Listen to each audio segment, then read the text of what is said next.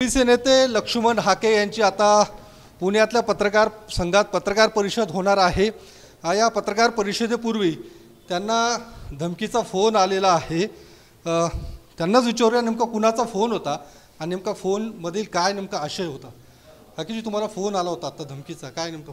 सातारा जिल्ह्यामधून एका नागरिकानं फोन केलेला होता एका माणसानं। त्याचं म्हणणं असं होतं की तू तुझं बघ, तुझ्या घरचं बघ, तुझा संसार कर, तो आमच्या भानगडीत पडू नको, नाहीतर आई माईवरून शिव्या दिल्या त्यांनी।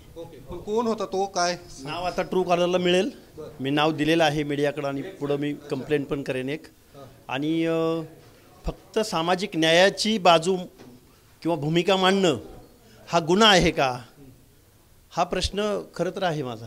काय काय म्हणणं काय होतं नेमकं फोनमध्ये, काय नेमकं संवाद काय झाला? तू आमच्या भानगडीत पडू नको, नाहीतर तुला बघून घेऊ, तुझ्या आईला घोडा लावीन, असे म्हणजे शिव्या आई माईवरून शिवीगाळ केली। तो कोण व्यक्ती कोण होता? मनोज जरांगेचा समर्थक होते। मनोज जरांगे? हो हो, येस हो। या आधी काय त्या व्यक्तीची ओळख वगैरे नाही, काही ओळख नाही आणि त्याचं नाव पण नाही। नंबर काय सांगता? नंबर सांगता येईल, नंबर सांगतो, एकच मिनिट। त्याचा नंबर आहे बघा 7350090422। पण मग काय आता तुमचं पुढचं नेमकं काय असेल कारवाई? तुम्ही पोलीस कारवाई या संदर्भात काही तक्रार देणार आहात की ज्या पद्धतीने तुम्हाला? आत्तापर्यंत माझ्यावरती 5 वेळा फिजिकल अटॅक झालेला आहे। त्यावेळी काय स्वर्गीय संतोष देशमुखांची हत्या झालेली नव्हती, त्यावेळी मी ओबीसीची बाजू मांडत होतो किंवा ओबीसींच्या आंदोलकांवरती किंवा ओबीसीच्या प्रश्नावरती मी न्यायाची भूमिका मांडत होतो। त्यावेळी माझ्यावर 5 फिजिकल हल्ले झालेले आहेत।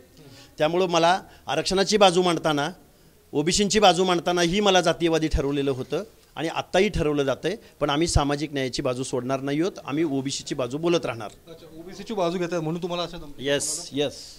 तर लक्ष्मण हाके यांना धमकीचा फोन आलेला आहे आणि आपण पाहू शकतो या ठिकाणी पत्रकार परिषदेचं आयोजन करण्यात आलेलं आहे। या पत्रकार परिषदेपूर्वी त्यांना हा धमकीचा फोन होता। त्यांचा जो काही आरोप आहे तो अर्थात मनोज जरांगे पाटील यांच्या समर्थकांकडून तो फोन आलेला आहे। त्या संदर्भात मी पोलीस तक्रार करणार असंही लक्ष्मण हाके यांचं म्हणणं आहे। कॅमेरामन विशाल सह योगेश बोरसे, TV9 मराठी, पुणे।